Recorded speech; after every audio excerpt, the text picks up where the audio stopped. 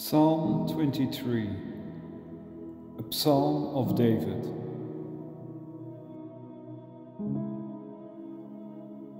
God bless you, in Jesus' name. The Lord is my shepherd, I shall not want. He maketh me to lie down in green pastures. He leadeth me beside the still waters. He restoreth my soul. He leadeth me in the paths of righteousness for his name's sake.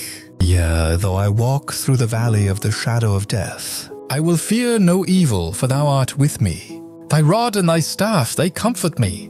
Thou preparest a table before me in the presence of mine enemies. Thou anointest my head with oil, my cup runneth over. Surely goodness and mercy shall follow me all the days of my life, and I will dwell in the house of the Lord forever.